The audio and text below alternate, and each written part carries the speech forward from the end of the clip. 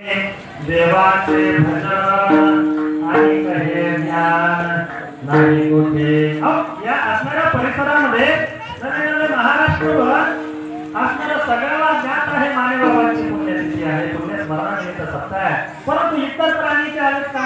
कुत्रे डुकरं मांजरं असणारे इतर येऊन आलेत का? अजिबात नाही.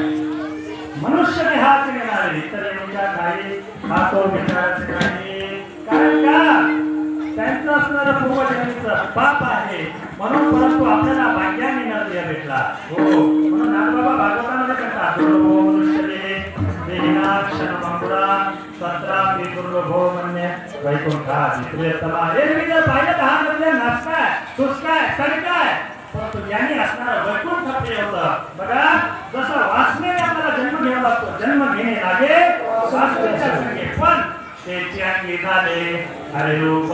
तीच वासना जर हरिरूप झाली तर काय होतं?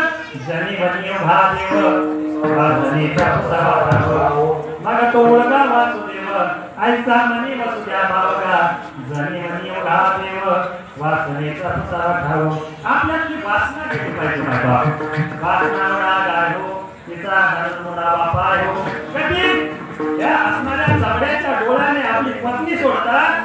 ज्या महाराजाला सगळ्या माझ्या मला बहिणी आहेत अशा जरा दिसतात त्याच्यासारखा विश्वास असणारा महाराज त्याच्यासारखा श्रेष्ठ कोणी आहे.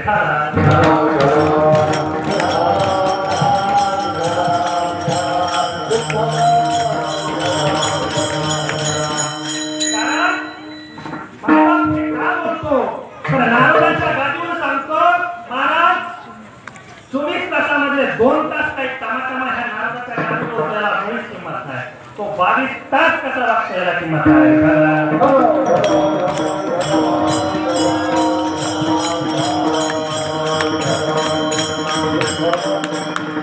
तुका म्हणे अंगी व्हावेच आपण तरीच महिमान कोळे. म्हणून बोलता वाटे सोपे करणे करता म्हणून साधू संतांनी आधी करणे केले. आता कलियुगामध्ये अशा प्रकारचं भ्रष्टत्व आलेलं आहे, परंतु त्याला फाटा देण्याचं काम असणाऱ्या या आईने केलं, सद्गुरू याने केलं. आणि ते करण्याचं कार्य आपल्याला जे काय प्रेरणा आपल्या प्रारब्धाने त्या महात्म्याच्या नंतर आपला जन्म झाला तर आपल्याला हा परमार्थ कळाला नसता. कारण आपण भाग्यवान आहोत. म्हणून भाग्यवानाची जी व्याख्या आहे अभंगाच्या प्रथम चरणात तुकोबराय करतात.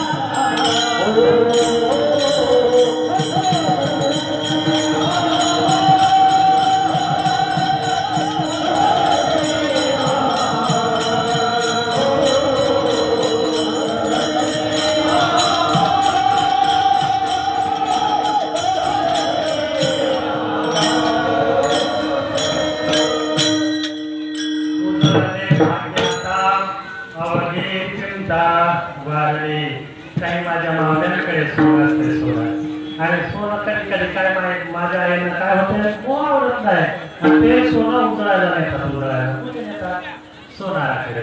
तसं या असणाऱ्या परमार्थामध्ये प्रत्येकाकडे भाग्य आहे नाही बाप. बघा भाग्य प्रत्येक जीव घेऊन येतो पण प्रत्येकाचं भाग्य उजळत नाही. म्हणून बघा परीक्षा लोकांना होती का सोन्याची? तुमच्याकडे परीक्षा लोकांना होती का सोन्याची? सोन्याची परीक्षा होते. सोनं जेव्हा अग्नी परीक्षेला उत्तीर्ण होतं तेव्हा माझी आई पाहिजे तेवढं बोल देऊन विकत घेतली. तशा प्रकारे परमार्थामध्ये तुम्ही आल्याच्या नंतर तुमच्यावर विघ्न येतील, संकट येतील. काही जण म्हणतात बाबा महाराज मला घातली मला घातल्यापासून आपल्या सोलापूर म्हणतात अहो काय सांगायचं महाराजांनी माळ घातल्यापासून सगळेच चक्र फिरले. परंतु परीक्षामध्ये सोन्याची होते. सोनं जेव्हा अग्नि परीक्षेतून उत्तीर्ण होतं तेव्हा त्याला सोने पदवी प्राप्त होते. माहिती तशी साधकाची परीक्षा होते. हो म्हणतो तुकोबाला सांगतात आम्ही त्यांची घेतो जोडी. तुमच्या भावाची जोडी पाहिली जाते, तुमची परीक्षा पाहिली जाते आणि म्हणून भक्ती तो कठीण बघा. तुमच्या घरामध्ये विघ्न आले ना हडबडून जायचं नाही, घाबरून जायचं नाही, कारण विश्वास तो कधी स्वामी मध्ये सत्ता. तुमचा विश्वास किती आहे तो पाहतो आपला. आणि म्हणून आपला धर्म जर विश्वास असेल ना बघा नाथबाब भागवतामध्ये